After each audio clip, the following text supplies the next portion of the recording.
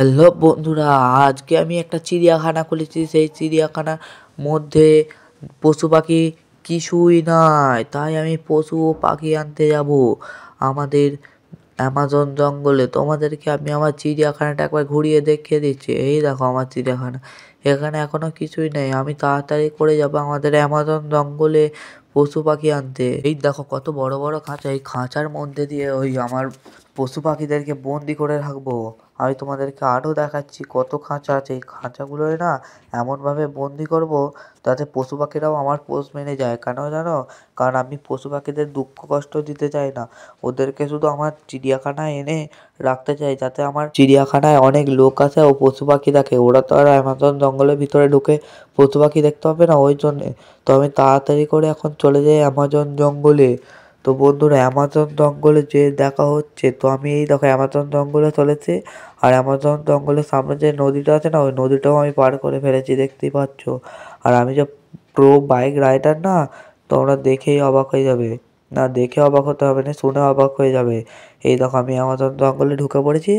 এবার আমি পশু পাখিদের তুলবো তাড়াতাড়ি করে, কিন্তু আমি তো কোনো পশু পাখি এখনো পর্যন্ত দেখতে পাচ্ছি না।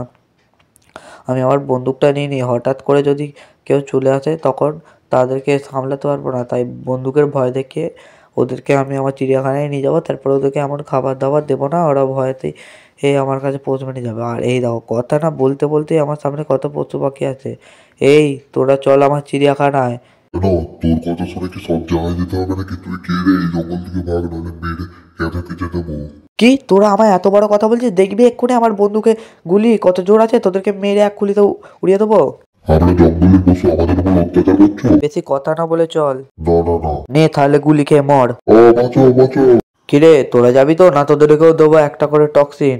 না না, আমরা যাবো গো, আমাদেরকে ক্ষমা করে দাও। হ্যাঁ হ্যাঁ সবাই যাবো, হ্যাঁ হ্যাঁ সবাই যাবো। চল তাহলে, আমি আমার বাইক নিয়ে এগোচ্ছি আর আমার বন্ধু তোদেরকে আনতে আসবে, একটা বড় গাড়ি করে চলে আসবি। তো বন্ধুরা, তাড়াতাড়ি করে আমি চলেছি চিড়িয়াখানা, আর আমার বন্ধু সব পশুদেরকে আমার জুতে নিয়ে চলে এসেছি। আর আমার কোনো বন্ধুই মানে পশু বন্ধুরা কেউই থাকতে চাইছে না, কারণ ওরা তো জঙ্গলের মধ্যেই খোলাফেলা ভাবে থাকতো, ওই জন্য ওরা কেউ থাকতে চাইছে না। তাই ওদেরকে আমি বাইরেই রেখেছি। ওরা কেউ পালাবে না বলেছে। ওদেরকে আমি খুব সুন্দর সুন্দর খাবার দিই, আর ওরা খেয়ে খুব আমাকে ভালো ভালো কথা বলে। তো ওদের জঙ্গলের কত কথা শোনায় আমাদেরকে। আর এই দেখো আমার সব খাঁচা খালি, ওরা সবাই বাইরেতেই ঘুরছে। সব পশুগুলোর এক একটা করে নাম দেবো, আমি কি নাম দেবো বুঝতে পারছি না। এই যে আমার পেছনে দেখতে পেলে একটা বড় ছায়া, ওই ছায়াটা কিসের জানো? ওই ছায়াটা হচ্ছে ডায়নাসরের। ওই ডায়নাসরের নাম আমি ভেবেছি হ্যাংকা রাখবো, হ্যাংকা। আর এই যে আমার সামনে গজরাজ ঘুরছে, এর নামে গজরাজ রেখেছি। আর আমার সামনে শিবের ভক্ত ষাঁড় এখানে ঘোরাঘুরি করছে। আর ছোট ছোট ডায়নোসরের বাচ্চাদেররা বলছে যে আমি বাইরে যাবো না, আমরা ভিতরেই থাকবো। তাই ওদেরকে ভেতরেই রেখেছি, তোমরা দেখতেই পাচ্ছ।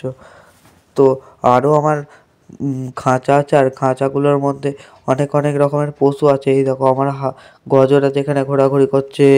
এখানে আরও অনেক রকমের পশু আছে, যে পশুগুলো এই যে খাঁচার ভেতর আছে, কেউ বাইরে আছে, কিন্তু এ বাইরেতেই আছে, বুঝতেই পারিনি বন্ধুরা।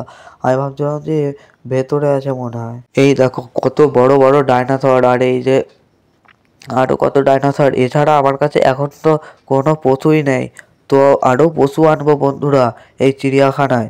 নেক্সট পার্টটা তোমরা যদি দেখতে চাও তাহলে ভিডিওটা লাইক ও সাবস্ক্রাইব করে দাও। আজকের মতো ভিডিওটা এতটাই। নেক্সট পার্টে আমি অনেক রকমের পশু আনিয়ে তোমাদেরকে দেখাবো। টাটা।